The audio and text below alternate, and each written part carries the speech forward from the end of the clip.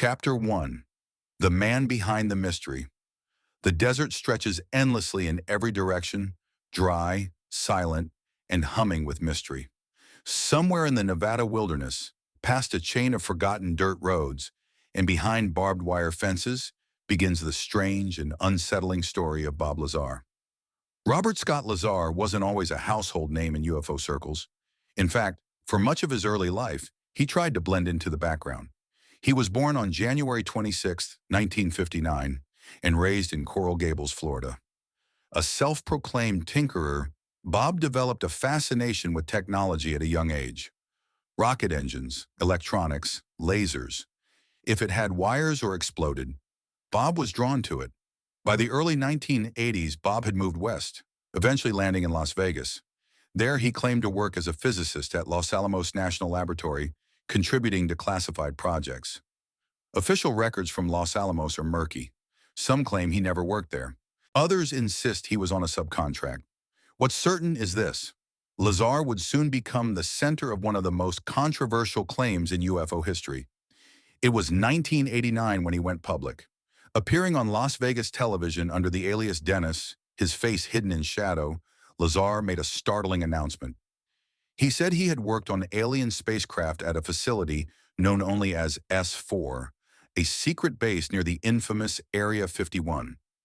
According to Lazar, the U.S. government was in possession of 9 extraterrestrial craft, 9 flying saucers of unknown origin stored in hangars carved into the mountainside of S4.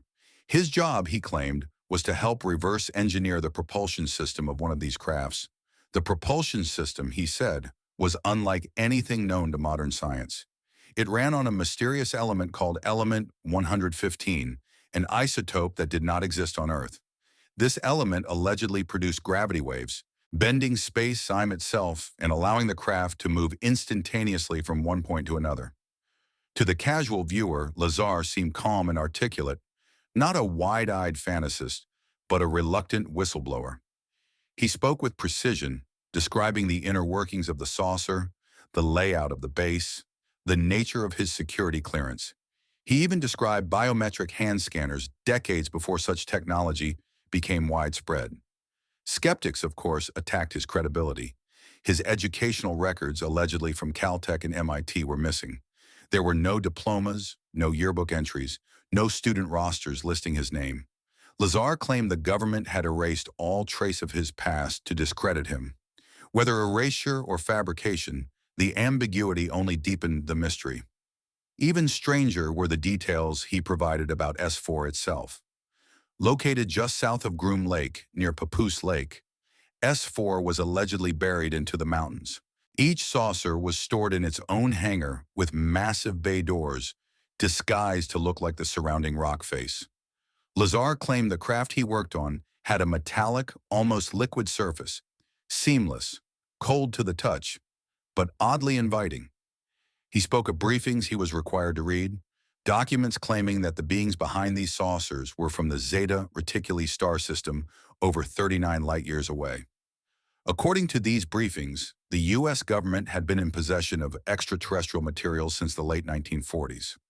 Some say Lazar invented the story for fame. Others believe he was part of a deliberate disinformation campaign. But one thing is clear: Lazar's appearance sparked a renewed global interest in Area 51 and fueled decades of speculation.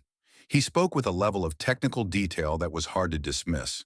And over the years, some of the information he leaked, like the presence of a secret facility near Papoose Lake, has been quietly supported by satellite imagery and independent research. But who was Bob Lazar really? Was he a scientist turned whistleblower? A man who saw too much and decided to tell the world? Or was he something else entirely? As we drift further into this mystery, let's follow Lazar deeper into the desert, past the checkpoints and cameras, and into the darkness of S4, where the extraordinary may just be true. Chapter 2. Into the belly of the base. The road to S4, according to Lazar, was like entering another world. After intense background checks, polygraphs, and security clearances, he was driven in a blacked-out bus from the outskirts of Groom Lake to the base itself. The windows were blacked out to obscure the route. Only those who knew already could find their way. Lazar described the first time he saw the hangars. They looked like part of the mountain, he said, camouflaged, seamless, like nature had folded itself around them. The doors opened with a silent precision, and inside a sight that changed his life forever. 9 craft, all of different sizes and designs. Some looked like classic flying saucers. Others were more angular with organic shapes that defied conventional engineering. But the one he was assigned to, he called the sport model. Sleek, compact, metallic. It shimmered faintly as if bending light. The sport model stood on its own landing gear in the center of the hangar. It had no visible seams, bolts, or rivets, no signs of traditional human construction. When Lazar was first allowed to approach, he reached out to touch it. The surface was cold and smooth, like brushed steel, but lighter somehow. He was told to observe, not interfere. His primary task was to reverse engineer the propulsion system to understand how it worked without truly being told where it came from. But the implications were obvious. Inside the craft, everything was scaled strangely. Lazar noted that the ceilings were low, the chairs small, designed perhaps for beings of shorter stature, maybe 3 or 4 tall. The interior was minimalist. No control panels, no wires, just smooth curved walls and a single central column that extended from floor to ceiling. That column, he was told, was the reactor. The heart of the propulsion system was the so-called gravity amplifier. Lazar claimed the craft used 3 of them positioned in a triangle beneath the floor. These amplifiers emitted gravitational waves which could be directed and manipulated. It wasn't propulsion in the traditional sense. It was distortion. By bending the space-time fabric itself, the craft could move not by flying, but by falling into warped space ahead of it. It would essentially compress the space in front of it and expand the space behind, allowing for instantaneous movement. There was no sound, no exhaust, just a kind of graceful, silent drift. The source of this gravity manipulation was a reactor powered by element 115. At the time, this element didn't exist on the periodic table. It hadn't been synthesized, but Lazar claimed it was stable in the form found inside the reactor, creating a small, powerful source of energy that required no cooling and emitted no radiation. Element 115, he said, was bombarded in the reactor, releasing anti-gravitational energy. That energy was then amplified and directed by waveguides to the gravity amplifiers beneath the craft. The whole system, according to Lazar, was centuries ahead of human science. He never claimed to fully understand it. His team was compartmentalized. He wasn't allowed to speak to engineers working on the craft's metallurgy or those studying its control systems. Everyone had a narrow focus. The left hand was never meant to know what the right hand was doing. That kind of isolation made Lazar uneasy. He described an atmosphere of paranoia. Armed guards patrolled every hallway. Conversations were monitored. Employees were warned never to discuss their work off-site. Infractions were met with immediate termination or worse. Once Lazar claimed he was shown a live test of the craft in flight. The sport model lifted off the ground effortlessly, floated in the air, then zipped off at an angle that defied inertia. It moved like a leaf in water, fluid, unpredictable, alive. The craft made no noise, just a faint vibration in the chest, like the hum of a distant turbine. Watching it hover there, Lazar realized this wasn't technology stolen from a rival nation. This was something else, something not of this earth. Over the course of several weeks, his understanding deepened, but so did his unease. He began to feel watched, even outside of the base. Helicopters hovering over his home, cars parked down the street with blacked-out windows. He started to worry that talking even to his wife might cost him his life. So he did something dangerous. He brought friends to the desert. Chapter 3. The Desert Stakeouts. Bob Lazar knew he was violating his clearance. He knew that if he was caught, the consequences could be catastrophic. But fear and curiosity are powerful forces. He had seen something beyond imagination, and he couldn't keep it to himself any longer. One night, he gathered a small group of friends, including fellow physicist Gene Huff and his wife at the time, Carol. They met outside Las Vegas, then drove out into the vast Nevada desert. Their destination, a spot overlooking Papoose Lake, just south of the Groom Lake complex, a place where Lazar claimed test flights of the alien craft routinely occurred. He had chosen a Wednesday night for a reason. According to Lazar, test flights were conducted midweek after dark, when prying eyes were few and far between. With camcorders and binoculars, they settled into position, cloaked by the night, and then they saw it. A glowing orb, bright and silent, lifted into the sky above the mountains. It hovered motionless, then darted at impossible angles, up, then sideways, down again. The movement was unlike any conventional aircraft, smooth, fluid, and without inertia, just like Lazar had described. The group was stunned. They filmed what they could, their shaky footage capturing only small glowing lights against the black sky. Still, for them, it was confirmation. Lazar wasn't lying. They had seen something no one was supposed to see. But the excursions didn't go unnoticed. On a subsequent trip, they were intercepted. Armed military personnel appeared from the darkness, detaining them on the spot. Their names were taken, their cameras seized, and Lazar, he was brought in for questioning. He was confronted with transcripts of his phone calls, proof that his communications were being monitored. He was warned sternly never to return. The message was clear. His involvement with S4 was over. But the surveillance didn't stop. He was followed, harassed, threatened. And in those tense days that followed, Lazar made a fateful decision. If the government intended to silence him, he would speak first, loudly, publicly, and without fear. That's when he reached out to George Knapp, an investigative journalist with Las Vegas station KLS. Knapp had a reputation for tackling unusual stories, but nothing could prepare him for what Lazar shared. In a televised interview that would shake the world, Lazar appeared with his face obscured and voice altered.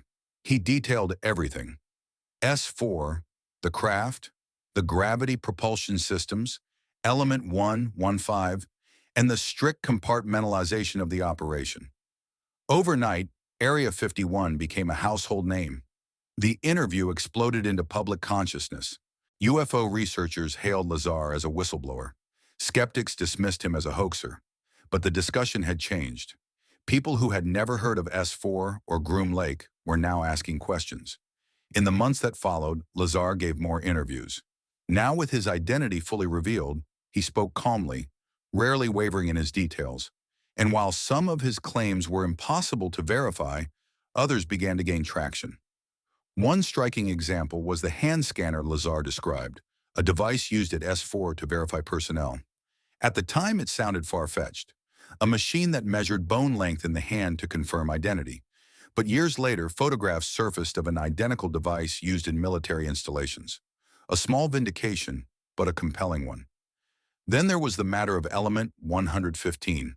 When Lazar first mentioned it in 1989, it hadn't been discovered.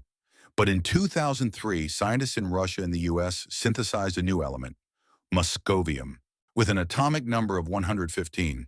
It was unstable, decaying in milliseconds. But Lazar insisted the version used in the craft was a stable isotope, something we had yet to replicate. Whether coincidence or confirmation, the discovery gave Lazar's claims a strange new relevance. But despite the attention, Lazar never seemed to relish the spotlight. He retreated from the public eye, opening a small business building and selling scientific equipment. He declined most interviews, citing safety concerns and the toll the publicity had taken on his life. For decades, he remained silent, but the legend of S4 grew. Researchers, truth seekers, and filmmakers kept digging, and in the shadows of Nevada's desert, a strange quiet lingered, one that seemed a whisper of secrets buried deep beneath the mountains, and of a man who claimed to have seen beyond the veil. They met outside Las Vegas, then drove out into the vast emptiness of the Nevada test site, just miles from the edge of restricted government land. Lazar knew the flight schedule. He said test flights usually occurred on Wednesday nights under the cover of darkness, away from prying eyes. They parked on a dirt trail overlooking the Groom Lake area. Armed with telescopes, cameras, and night vision gear, they settled in, hearts pounding with anticipation. What they witnessed, Lazar claimed, confirmed everything. High above the desert floor, a glowing orb appeared.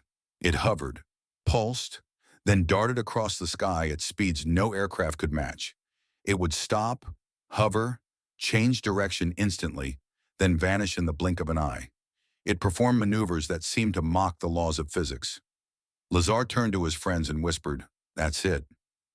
That's the sport model." They watched breathless as the light returned several more times that night. It never made a sound. Over the next 2 weeks, they returned twice more. On each occasion, they witnessed the same phenomenon: silent, gravity-daying movement. But on the third visit, everything changed. Just minutes after they set up their cameras, Lazar noticed a strange glint in the distance. A vehicle, then another. Within moments, the area was bathed in spotlights. Government security forces had found them. The group was detained and questioned. IDs were taken. Film was confiscated. Though no one was arrested, Lazar knew the message was clear. Stop watching. He had crossed a line. The next day, he was called back to S4. His badge no longer worked. He was taken into a small interrogation room where officials presented transcripts of his private phone calls. They had been listening. Lazar was accused of breaching national security, of endangering lives. He was told in no uncertain terms that if he spoke to anyone else, if he so much as whispered what he'd seen, there would be consequences. Frightened and angry, Lazar realized he was trapped. He had become a liability, and he feared that if he stayed quiet, he might disappear entirely. So he made a decision, a desperate one. He reached out to investigative journalist George Knapp at KSV in Las Vegas. He told NAP everything about S4, about the saucers, about Element 115. At first, he remained anonymous using the alias Dennis, but soon he went public. The interview aired in May 1989, and it sent shockwaves through the world. Here was a man, calm, intelligent, credible, claiming first-hand knowledge of alien technology under government control. UFO enthusiasts erupted. Skeptics pounced. But Lazar's name was now forever etched into the lore of Area 51. In the days following the broadcast, Lazar said his life was turned upside down. He received threats. His reputation was attacked. Journalists descended on his home. Friends distanced themselves. Still, he didn't recant. He knew people would question his story. His academic credentials couldn't be verified. Records of his employment at Los Alamos were inconsistent. But Lazar stood firm. He insisted the truth had been buried, and he had nothing to gain by lying. Over the years, some of Lazar's claims have gained credibility. The hand scanner he described in the 80s, once mocked as fantasy, was later confirmed to exist. And in 2003, scientists synthesized element 115, though only in unstable forms. But Lazar never returned to S4. He moved on with his life, starting a scientific equipment business and avoiding the spotlight. Yet the shadow of what he'd seen never left him. And for those who believed, he had already said enough. Enough to suggest that humanity was not alone. Enough to question what secrets lay buried in the desert. Chapter 4. The Fallout and the Doubt. When Bob Lazar stepped into the public eye in 1989, he expected disbelief. What he didn't anticipate was how thoroughly his life would be unraveled. Journalists, skeptics, and government officials began digging, eager to prove he was a fraud. They questioned everything. The first point of attack, his education. Lazar claimed to have degrees from the Massachusetts Institute of Technology and the California Institute of Technology. But investigators could find no records, no transcripts, no yearbooks, no student registries. It was as if he had never attended at all. Lazar maintained that his records had been deliberately erased as part of a government effort to discredit him. He pointed to the loss of his employment records at Los Alamos National Laboratory as further evidence. Yet a 1982 phone book from Los Alamos listed him as a technician, and a newspaper article featured him working on particle accelerators. These breadcrumbs suggested he had at the very least been employed in the scientific work. Still, skeptics seized on the inconsistencies. They argued that Lazar may have worked at Los Alamos, but as a low-level contractor, not a physicist. That he may have attended community college, but not MIT. The narrative was slowly being chipped away, and then there was the legal trouble. In the early 1990s, Lazar was arrested for aiding and abetting a prostitution operation. The charge had nothing to do with UFOs, but it damaged his credibility. In the eyes of the public, the eccentric UFO scientist now had a criminal record. For many, it was the final nail in the coffin. But for others, it was more reason to believe. They argued that Lazar was being targeted, harassed, punished for speaking out. His run-ins with the law, they claimed, were orchestrated to undermine his character. To some, he was a truth-teller under attack. Years passed and Lazar faded from the spotlight. He settled in Michigan, then returned to Nevada, running United Nuclear, a small scientific supply company. He rarely gave interviews, and when he did, he showed no signs of changing his story. In one rare conversation, Lazar said, "Look, I'm not out to convince anyone. I'm not writing a book. I'm not doing a tour. I'm just telling you what I saw, what I worked on, what I know." There was a strange sincerity to it, calm, unwavering. For the believers, that calmness was proof. For the doubters, it was the rehearsed delivery of a practiced liar. In 2018, nearly 3 decades after his first interview, Lazar returned to the public eye once more. This time in the documentary Bob Lazar, Area 51 and Flying Saucers, directed by Jeremy Corbell. The film reignited interest in his story, introducing Lazar to a new generation of UFO enthusiasts. The documentary didn't offer new evidence, but it did show Lazar as a man deeply changed by his experiences. He appeared weary, reluctant, and intensely private. Corbell described him as the reluctant whistleblower. Not a man seeking attention, but someone burdened with knowledge.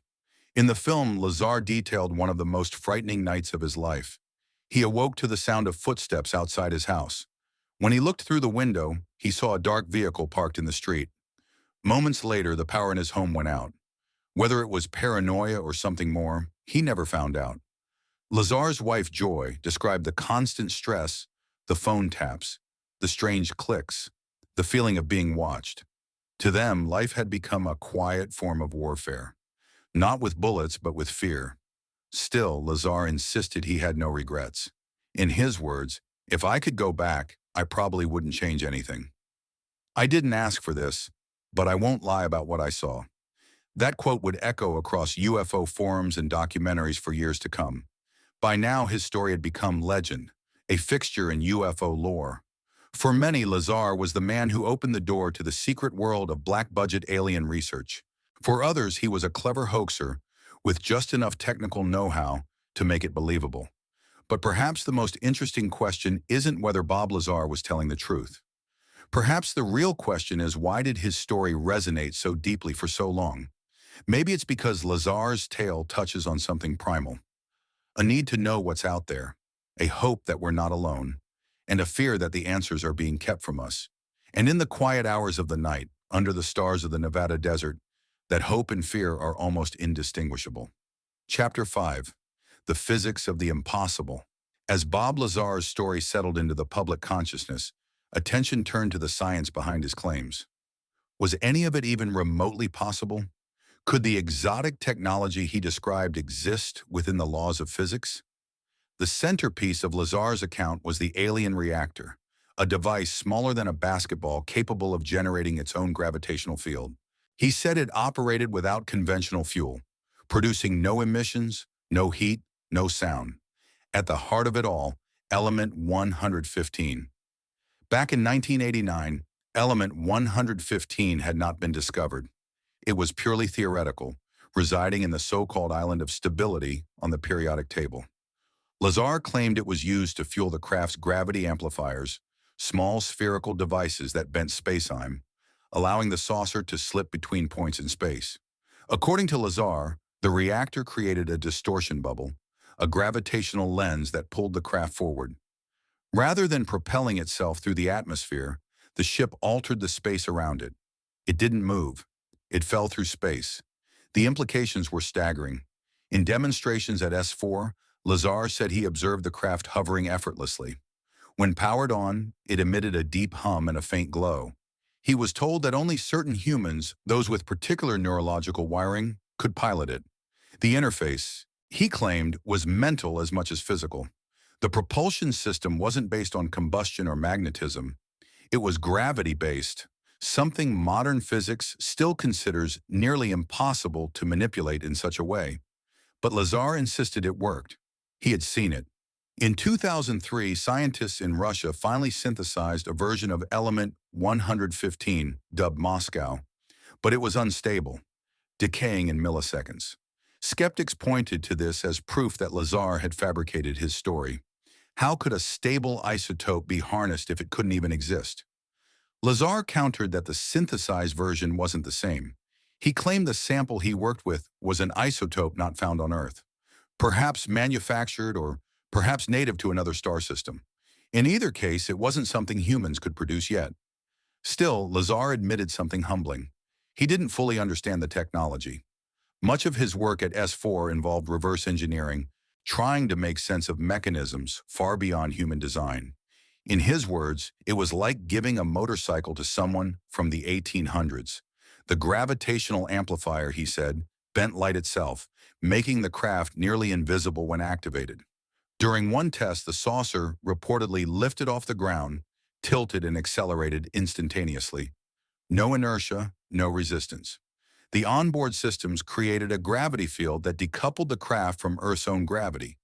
Well, even more bizarre was the orientation of the craft. Lazar said it flew belly first, not nose first. The gravity amplifiers were mounted on the underside of the ship, and by focusing them forward, the craft essentially fell in the desired direction. It defied every conventional principle of aerodynamics for physicists. This presented a paradox. If such a craft existed, it would rewrite the rules of propulsion.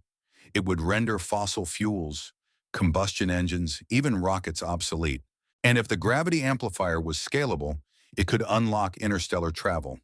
But gravity isn't something we manipulate casually. Despite Einstein's work on general relativity and decades of research into gravitational waves, humanity has never generated a usable gravitational field. Lazar's claims stood alone, unsupported yet tantalizing. In interviews, Lazar explained the physics with quiet conviction. He diagrammed the amplifiers, the reactor, the waveguides. He described how the gravitational distortion bent not just space but time, slowing it within the field. The ship, he claimed, experienced a different clock than the outside world. Skeptics accused him of technobabble, of stringing together high-concept jargon to mask the lack of evidence. But others saw a glimmer of truth. Lazar spoke like someone who had wrestled with alien technology, someone humbled, even overwhelmed by what he had seen.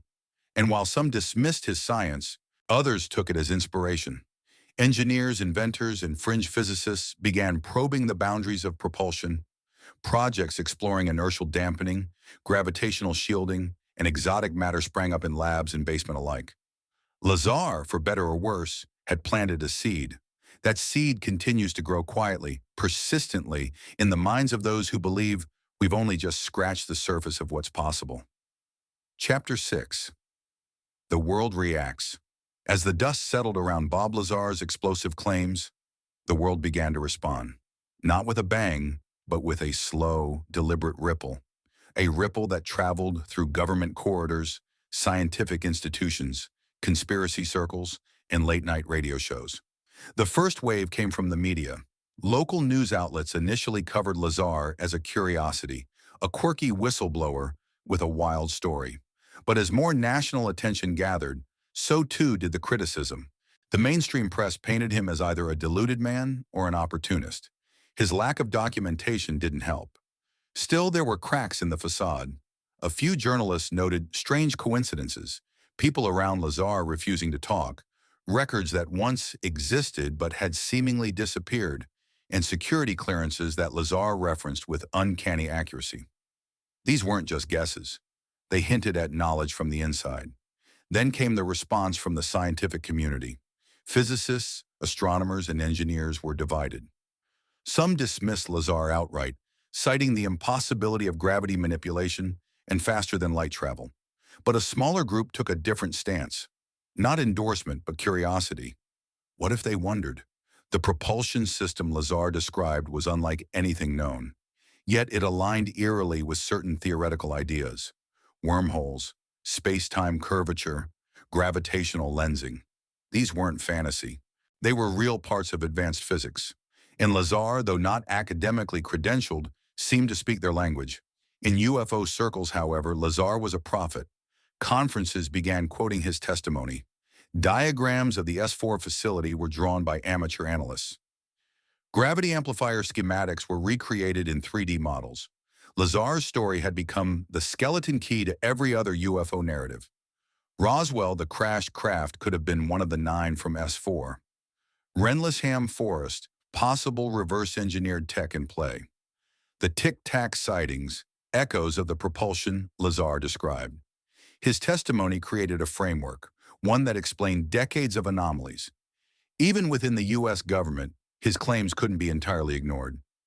In closed-door hearings, intelligence officials were asked about Lazar's story. No confirmation came, but no firm denial either. In the opaque world of black-budget programs, silence often speaks volumes. In 2017, nearly 30 years after Lazar's first interview, the New York Times published a bombshell report. The Pentagon had been funding a secret UFO research program, the Advanced Aerospace Threat Identification Program, or ATIP. Suddenly, Lazar didn't seem so far-fetched. Videos released by the Department of Defense showed Navy pilots encountering unknown craft. Craft that moved with instantaneous acceleration, defied inertia, and displayed no visible propulsion. To many, these sightings mirrored the behavior of the vehicles Lazar had described. Public interest surged. UFOs, now rebranded as UAPs, unidentified aerial phenomena, were no longer taboo. Serious institutions began to ask serious questions. And in the background of all this renewed interest, Bob Lazar's name resurfaced. Podcasts, documentaries, Reddit threads, and YouTube channels reignited the debate. Was Lazar the original whistleblower, or just an early fabricator who got lucky with predictions? Opinions remained split. Jeremy Corbell's 2018 documentary gave Lazar a new platform and a new audience. Millennials and Gen Z viewers, many encountering his story for the first time, found it compelling. The footage of Lazar, no longer young, sitting quietly at his desk, added an unexpected gravity. He looked tired, worn, sincere. And then there were the indirect confirmations. Former military officials began speaking out. People like Luis Alzando and Christopher Mellon, who suggested the U.S. government did in fact have materials of unknown origin. Not quite. The S4 bombshell, but adjacent enough to keep the Lazar theory alive. The public's relationship with Lazar shifted over time. He went from crackpot to cult figure to something more complex, an enduring mystery. Not quite discredited, not quite proven, just lingering like a riddle never fully solved. He didn't tour. He didn't sell merchandise. He ran a chemistry supply store. He stayed mostly offline. And when asked why he didn't cash in, Lazar would say, "I don't care if you believe me. I never did this for attention." For some, that restraint made his story all the more believable. Because the truth, after all, doesn't need to shout. It only needs to be told once, and then it echoes forever. Chapter 7. Life in the Shadows. As Bob Lazar's name receded from the headlines, his life did not return to normal. In fact, it never had the chance. From the moment he spoke out, he had become a marked man. Not in the cinematic sense of being hunted, but in the quieter, subtler way lives are changed forever. Lazar opened a scientific supply company, United Nuclear. It was his attempt to move on, to create a new chapter far from saucers and secrets. The store sold chemicals, lab glacier, high-voltage equipment, nothing sensational. But even this was not without complications. He found himself under scrutiny. Regulatory agencies frequently inspected his business. Packages were opened, orders were delayed. Some wondered if this was standard procedure or part of a quiet campaign of disruption. Lazar never said much about it, but others noticed the pattern. In interviews, his demeanor changed. The firebrand of 1989, the man who exposed S4 with a trembling voice and wide eyes, became more measured, calmer, sometimes weary. He answered questions cautiously, as if measuring the cost of every word. When asked if he regretted coming forward, Lazar would often pause. Then he'd say it wasn't worth it. Not because he was lying, but because of what it did to his life. The harassment, the public ridicule, the damage to his reputation, the fact that some friends simply stopped calling. His family, too, felt the weight, the constant questions, the strange cars outside their home, the feeling that their phone calls weren't always private. It didn't destroy them, but it never left them either. Lazar had cracked a door open, and it would never shut again. And yet, despite all this, he never fully retracted his story. Not once. He never sought to capitalize on it with television specials, book deals, or UFO conventions. His interviews remained rare and mostly reluctant. When he spoke, it was often at the urging of others. In one particularly quiet moment during an interview, Lazar was asked if he feared for his life. He thought for a long time before answering. "Not anymore," he said. "At first, yes, but after a while, you realize you're just a small piece in a very large puzzle. They don't need to eliminate you, they just need to discredit you." A sobering thought. He described strange events with the same matter-of-fact tone he used when explaining physics. Phones clicking, computers behaving oddly, helicopters flying low overhead at night. Coincidences maybe, or maybe something more. He didn't speculate. He simply described. For decades, Lazar refused to step back into the UFO spotlight. Then in 2018, Jeremy Corbell convinced him to appear in a documentary. It wasn't easy. Lazar hesitated, but eventually he agreed on one condition: that the film wouldn't sensationalize the story. It had to be quiet, personal, grounded. The film premiered to a packed audience in Los Angeles. The crowd was a mix of believers, skeptics, scientists, and conspiracy theorists.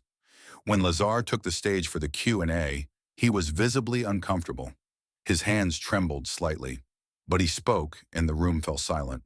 He didn't say anything new, no fresh revelations. Just the same story he'd told 3 decades earlier. The same S4, the same saucers, the same impossible reactor. But something about the repetition made it powerful. He wasn't adding to the myth, just refusing to let it fade.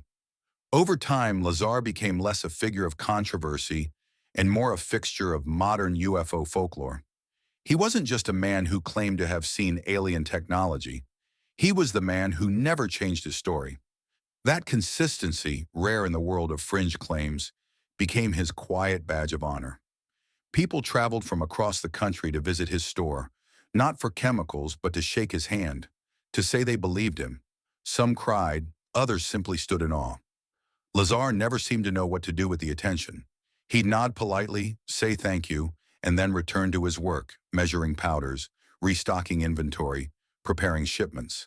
A life of quiet routine. But every now and then, someone would ask, "Do you still think about S4? And Lazar, without missing a beat, would say, "Every day." That was never in doubt. Chapter 8, Echoes in the Sky. As the years turned and decades slipped by, Bob Lazar's story took on the rhythm of myth. Not because it was folklore, but because it refused to disappear. Like all enduring legends, it stayed alive not through noise, but through repetition. The same phrases, the same details, the same haunting calm in Lazar's voice. There was no need for embellishment, no evolving claims. What he had seen at S4 was burned into his memory like a scar left by fire. He couldn't forget it, and he didn't want to, because to forget would be to betray it, to bury something that was never supposed to be hidden. Strangely, the world around him began to shift. In the early 2000s and 20s, the stigma around UFOs or UAPs continued to erode. Military footage emerged. Former officials testified. Even NASA announced its interest in the phenomena. The silence that had once smothered the topic was breaking. Lazar watched from the sidelines. He wasn't campaigning for validation, but he couldn't help noticing how many aspects of the public discussion mirrored what he had said in 1989. Propulsion with no visible engines, objects with no heat signature, craft that defied known physics, echoes, clear and undeniable. One particular moment stood out. A high-ranking intelligence official during a closed congressional session was asked if the United States had recovered craft not made by human hands. The answer wasn't disclosed publicly, but rumors leaked. Some said the answer was yes. Just that one word, yes. For those who had followed Lazar's story, it felt like confirmation. Indirect but powerful, a thread of truth finally tugging loose from the tapestry of secrecy. If the government had these craft, then Lazar had told the truth, or at least part of it. The online community surrounding Lazar grew. Reddit forums, Discord servers, and YouTube documentaries dissected every sentence he'd ever spoken. New listeners were stunned at the technical precision in his interviews. He didn't speak like a hoaxer. He spoke like a man haunted by something extraordinary. And more importantly, he didn't ask for anything. No money, no power, no control, just a place to speak. That was rare. Some tried to build on Lazar's legacy. Independent researchers scoured Nevada for the entrance to S4. Satellite images were analyzed, terrain compared to Lazar's maps, but nothing definitive was found. If S4 ever existed, it had been wiped clean or buried even deeper. Lazar himself never tried to return. When asked why, he would simply say, "I wouldn't get close." Not again. The facility was protected by more than fences. There were layers of secrecy, of deterrence, physical and psychological. Despite that, he held on to pieces of that past, tiny fragments of a larger puzzle. He still remembered the layout of the hangars, the strange glow of the craft when powered up, the way the gravity amplifier bent light. These weren't just memories. They were anchors, tethers to the impossible. In his shop, amid shelves of beers and coils, Lazar occasionally drew diagrams for curious visitors. A rough sketch of the saucer, the 3-reactor setup, the mysterious fuel always the same, never changing. A testimony in ink. Over time, even some skeptics softened. Not all, of course, but a few began to admit that if Lazar was a hoaxer, he was a remarkably consistent one. And consistency, especially over decades, is hard to fake. It doesn't prove truth, but it does demand attention. In an era of disinformation and spectacle, Bob Lazar stood out by being quiet. He didn't yell. He didn't exaggerate. He simply told the same story over and over again. A story that somehow still had gravity. Because at its core, the Lazar story is not just about saucers or aliens. It's about secrecy. About what governments might do with knowledge beyond comprehension. About the limits of science and the courage it takes to speak out. Whether you believe him or not, the story asks a question you can't ignore. What if he's telling the truth? And that question, whispered in the quiet of night, has echoed for more than 30 years through desert winds, through digital signals, through the thoughts of every curious soul who has looked up at the sky and wondered what's really out there. Chapter 9. The Weight of Memory. As Bob Lazar moved into the later stages of life, he didn't vanish from public view, but he never sought the spotlight either. It was as if he lived in the boundary between myth and man, still very much alive, still running his scientific supply shop, still carrying a story too strange for comfort, but also perhaps too consistent to dismiss. He lived in a modest house with his wife, surrounded by a quiet landscape, the trappings of a man who never expected or wanted fame. Inside, among the ordinary furniture and workbenches, were relics from the past, photos, papers, worn books on the physics, and notebooks with diagrams that few would recognize. Sometimes he would leaf through them, not as a man dwelling on old glories, but as a scientist trying to make sense of something still beyond comprehension. There were no headlines now, no television cameras, just quiet recollection in the occasional visitor who asked softly, "Do you still believe?" Lazar always gave the same answer. He didn't phrase it like belief. He phrased it like memory. "It's not about belief," he would say. "It's about what I saw. And once you've seen it, you can't unsee it." The weight of that memory seemed to live in his posture, in the way he looked just past the horizon when thinking aloud. Over the years, friends and colleagues, those willing to speak, remarked on the consistency of Bob's character. He never crumbled under the weight of ridicule. He never lashed out at critics. He never tried to revise the story to fit new narratives. He simply remained himself. There's a quiet bravery in that, to tell a story that the world isn't ready to hear and to live with the consequences without bitterness. Lazar didn't build a movement. He didn't form a cult. He didn't ask for loyalty or money, just attention to the facts and maybe a little patience. And still the years brought occasional surges of renewed attention. A new documentary, a classified report, a sighting by a Navy pilot. Every wave of disclosure seemed to push the story back into the world's awareness. Each time, Lazar remained steady, not excited, just resigned. There was a sadness there, too. Not self-pity, but a kind of scientific mourning. What he'd glimpsed at S4 wasn't just alien. It was elegant. A glimpse of a technology that could change everything. and yet it had been buried, tucked away in a dry desert hangar, hidden from the minds who might understand it. He once said, "If we had even a partial grasp of how that propulsion worked, we could eliminate the energy crisis overnight." Not hyperbole, just math.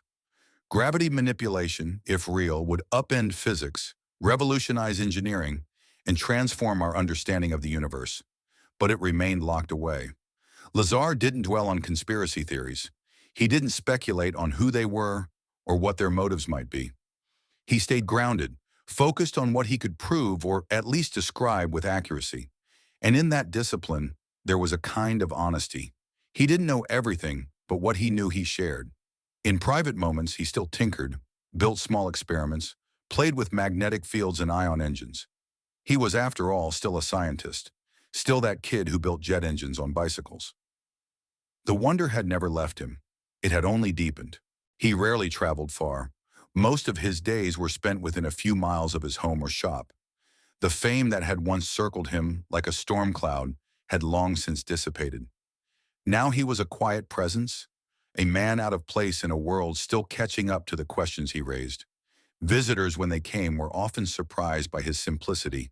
No shrine to UFOs, no alien posters, just a soft-spoken man with keen eyes, a dry wit, and an enduring curiosity. A man who knew that telling the truth doesn't always bring peace, but there were moments, brief and rare, when Lazar seemed content, when he'd stand outside at night, look up at the stars, and say nothing at all. No explanations, no theories, just silence, as if in that silence was the closest thing to understanding. Chapter 10. Into the Silence. In the quiet years, Bob Lazar became a symbol, not the loud kind, not the kind plastered on billboards or turned into memes, but the kind that lingers, unchanged, enduring, the kind that people point to when they ask themselves whether it's possible to hold on to truth, even when the world doesn't want to hear it. For the UFO community, Lazar was a compass, not necessarily the answer, but the question, a fixed point that reminded them of the stranges hiding in plain sight. Because if even one part of his story was true, it would mean that humanity had already crossed paths with the impossible and then turned its back on it. He gave few interviews in those later years. When he did, his voice was slower, more measured. His hair had thinned and his features aged, but the eyes stayed sharp, the same eyes that once stared into the belly of a gravity-defying machine in the Nevada desert. Time couldn't erase that look. One evening during a rare conversation with a journalist, Lazar was asked a final question. If you could go back and do it all over again, would you still speak out? He paused, a long, thoughtful pause. Then he nodded. Yes, he said, because no matter what happened to me, the story is bigger than I am.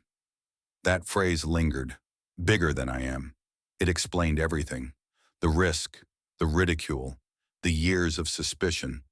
Because when something that extraordinary happens, when you touch the unknown, you don't just get to walk away. It lives in you, and eventually it asks to be shared. Toward the end of his life, Lazar rarely spoke of S4 unless prompted. It wasn't out of fear anymore. It was reverence, like someone guarding a sacred text. There was a weight to it, yes, but also a strange beauty, a kind of awe that he never fully lost. He often said the hardest part wasn't the disbelief. It was knowing that what he'd seen could help people, could change the world, and knowing it might never be allowed to. That ache stayed with him. It gave his voice a softness, a quiet melancholy that never quite left. In his final public appearance at a small science and consciousness symposium, Lazar stood at the back of the room. He wasn't a speaker that day, just a guest. But people noticed. They gathered slowly, respectfully. No selfies, no flash bulbs, just hushed questions and nods of gratitude. When one attendee asked what message he'd want to leave behind, Lazar didn't hesitate. Don't stop asking questions, he said, and don't assume the truth is what you're told it is. Sometimes it's hidden in the silence. Silence. That's what defined Bob Lazar in the end. Not because he didn't speak, but because he left space for mystery, space for others to wonder, to examine, to seek. In a world driven by noise, he chose stillness, and in doing so, he became unforgettable. But the questions remained, And in the end, maybe that's what mattered most. Not the answers, not the proof, but the questions. The idea that the universe is wider, stranger, and more beautiful than we dare to admit. Bob Lazar wasn't a prophet. He wasn't a martyr. He was just a man who saw something he couldn't explain. And instead of running from it, he told the world. That's rare. That's brave. And that, whether you believe his story or not, is worth remembering. Because when you lie awake at night staring at the ceiling or the stars, when you wonder if we're alone, if the sky is hiding something, if there are machines above us moving through dimensions we barely understand, you'll think of Bob Lazar. And somewhere in the stillness between thought and dream, you might hear a whisper that says, Gravity Amplifiers Element Stowe Patnock Sport Model. S4. And maybe, just maybe, that whisper will stay with you, just like it stayed with him. Chapter 11. The echoes remain. Bob Lazar's story never truly ended. It simply faded gently into the collective subconscious of those who listened, like a half-remembered dream that lingers in the morning stillness. Whether you believed every word or simply saw it as a reflection of our yearning for the stars, his words carved a space in the conversation about who we are and what might be watching us. Years passed. Governments changed. Classified documents were leaked. Fighter pilots reported encounters with things they couldn't explain. And each time the news cycle returned to the question of extraterrestrial life, Lazar's name reemerged, not shouted but whispered as if to say, he told us long ago. His legacy became something more than evidence or theory. It became folklore, not in the sense of fiction, but in the sense of persistence. A story passed quietly from one truth seeker to another, shared in dorm rooms, on late-night drives, in forums buried deep in the web. Have you heard about Bob Lazar? And the younger generations, those born long after he spoke out, found themselves captivated. Not because he had answers, but because he asked the right questions. What is gravity really? Why do governments hide what they find? And if something not from this earth was ever recovered, what would it mean for everything we know? That's the thing about the Lazar story. It isn't about saucers or science. It's about perspective, about how fragile our understanding of reality might be, about how quickly the line between ordinary and impossible can be crossed with one strange invitation to a desert facility.